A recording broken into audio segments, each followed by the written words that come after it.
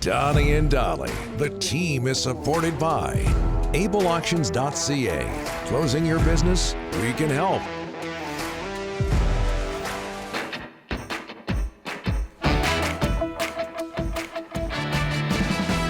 Tuesday, all our guests today, including Elliotte Friedman, standing by, brought to you by the Bayside Oceanfront Resort. Book your stay at the Bayside. Enjoy the many amenities the hotel has to offer. Oceanfront rooms, free parking, oceanfront restaurant, cafe, indoor and out. They're working on getting a pinball machine.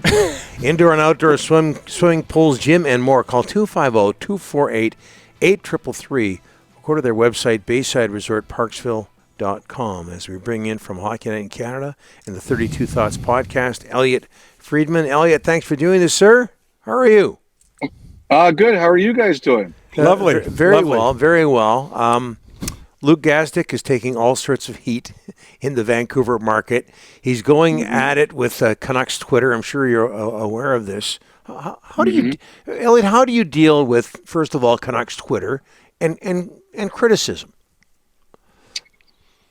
Well, look, like, as you know, I've had my run-ins with Canucks Twitter before.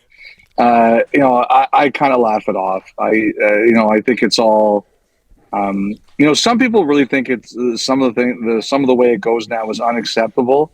And maybe that might be true. But the fact is, if you're going to go into this business now, to be honest, like, nobody believes in privacy anymore. So really in life now, if you're going to put yourself on social media, you're going to be exposed to things that you like, you're going to be exposed to things that you don't like, and you're going to be exposed to some things that are quite frankly disgusting and shouldn't happen. But that's, that's life now. Whether you agree with it or not, that's the way it is. Let me just talk about Luke for a second. First of all, I think Luke's going to be a star, and I think he's on the way to doing it. Rick, I heard what you said before, and the difference between you and me and Luke is that we have been through this meat grinder before. Yeah, we know what it's like. We understand. It has made our skins thicker. Yep. We know what to laugh at. We know what to ignore, and we know that there are things out there that are unacceptable that you really can't do a lot about. And this is the first time that Luke is going through this, and I think Luke will grow a thick skin. He will learn all the things that you and I have learned. Yeah. But the first time that you go through it, it's hard. And I'll be honest with you, I've seen some of the things that were sent to Luke, and they are way, way, way over the line. Like, the people who have sent some of these things to him, they should be embarrassed. And if I was part of that fan base, I would be embarrassed of them. And he is not wrong to feel the way that he feels about some of the things that have sent to him. And I will back him to the ends of the earth on that. Now, eventually, he will learn to ignore it. He will learn to block it out. He will learn the difference between legitimate criticism, which we all get. We all get very fair and legitimate criticism, and the different and how to filter out, the quite frankly, some of the BS that he's been sent. But I think the first time you go through it, it's really difficult. It's not an easy adjustment. Not everyone is Bieksa. Bieksa is like, nothing bothers that guy. And, life would probably be better if everybody had that attitude, but not everybody has that attitude, and some people have to develop it. And I back my teammate 100%. I understand why he said what he said. I think he will be better off for it. I think he will learn to filter it out. And, the one thing I'd say this is he doesn't hate the Canucks. Like, I've worked with him during that Oilers Canucks series. There's not a guy sitting there saying, oh, I hope the Canucks lose. Like, he played for the Oilers. He has a connection to some of those guys, but he's not rooting for the failure of the Canucks. I think he's just a guy who's going through this for the first time, and he's learning that there are people out there that are embarrassing, weak people who hide behind anonymity, and they do things that they wouldn't dare do to you face to face because they know they'd get their faces punched in if they did it. Elliotte, you brought up Canucks Twitter right at the start of your answer here, and you smiled and you laughed. Yeah. Can Luke learn from that? Look, I think, honestly, like, when it comes to Canucks Twitter, I think 99% of the people are hilarious. Like, I really do. Like, there are people who poke fun at me, and it's really funny. There are people who don't like me, and, hey, that's life in the big city. Not everyone's going to like you. But like I honestly think like 99% of it is harmless and funny. And as I've talked about with you guys before, if it isn't for the passion of those people, none of us are employed. So Yes. I understand it's part of life, but there's always 1% of people that they go too far. They do things, like I said, that they would be embarrassed to do, or never mind embarrassed to do. They just simply wouldn't do if their real names were attached to it. And those are the people that give you the bad name or give the group the bad name. Yeah. Like, I'll say this, like, I've come out, I've done the telethon a few times, as you guys know. The Vancouver Canucks fans are super generous. Like, their generosity towards the Canucks for Kids Fund. When I think about the Canucks fans, that's what I think about. I think about their generosity to that telethon. And, whenever I'm walking around Vancouver or I'm in the rink and I meet people, they're all great. Like, they're all great. They just want their team to do well. It's a very, very small minority of people.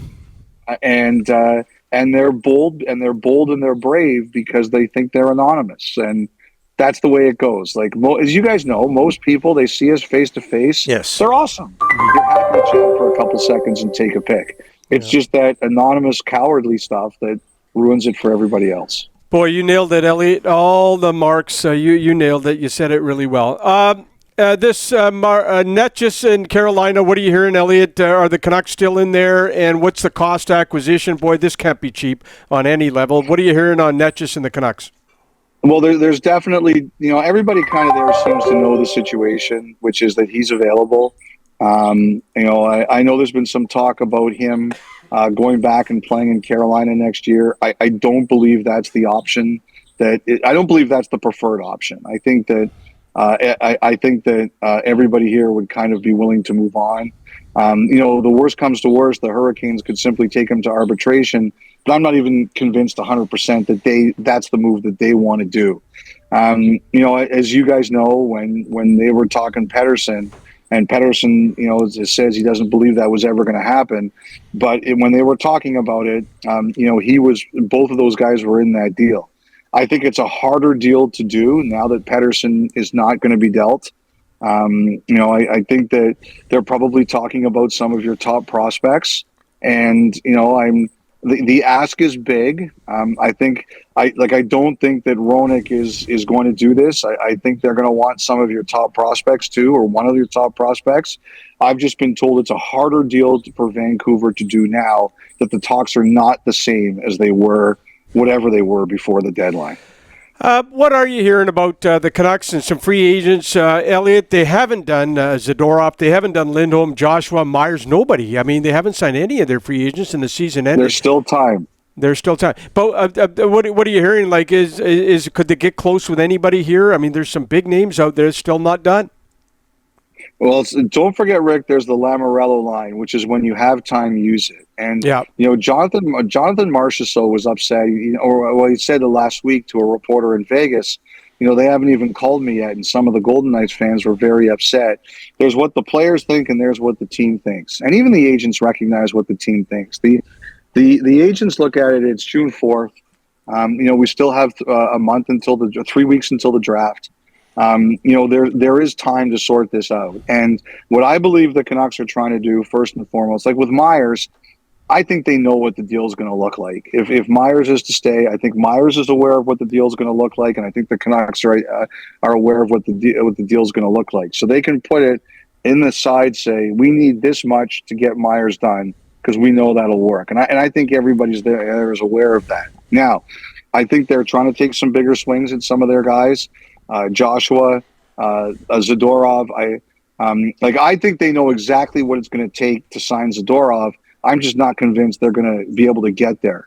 Lindholm, I think they'd love to keep him, and I think the press was on to keep him, as I said, I think previously, but I just think it's going to be so hard. So what I think the Canucks are doing right now, Rick, is they're looking at what do we have to do to get some of these things done. And I think that's what this is about right now, is what might they have to move out, or what's it going to cost them to move out things or create the space that they're going to need to create to sign some of these players. I think they have a very good idea of what it's going to take to cost to keep Zadorov. I think the question becomes now, what do they have to move out, or how do they move it out to be able to do things like that.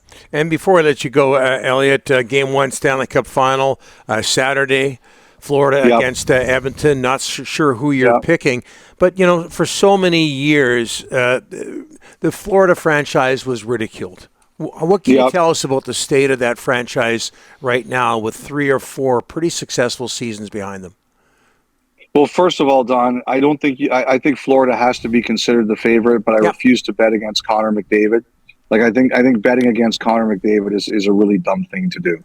So that's the way I look at it.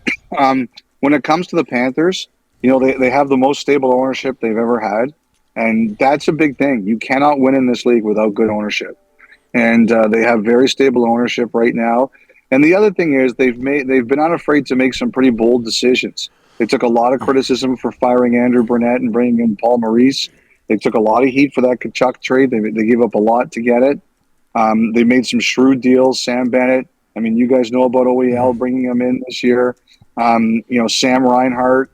The one thing about them is they're unafraid to make gutsy decisions, and I really believe in this league that is the most important thing. You need stable ownership and people who are unafraid to make hard decisions. And that's why I think Florida's as successful as they are.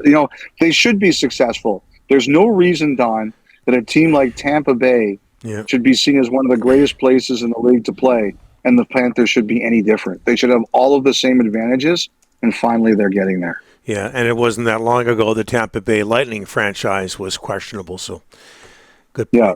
Outstanding as always, Elliot. Thank you so much. Appreciate it. Yeah, okay. I think you guys both suck, so that makes us all even. Well, I was just going to say, I'm looking at Canuck Twitter right now, all positive until you brought up OEL. So you might want to check that out. Canucks Twitter loves you, Elliot. You know that. Thanks, Elliot. What's that? Sorry, Rick, you cut out there for a second. Canucks Twitter loves you, and you know it. Look, man, I think it's all great. It's all entertainment. It's all fun. I love getting ripped as long as it's fair. I got no problem with it. Outstanding. Thanks, Elliot. Appreciate Take it. care, guys.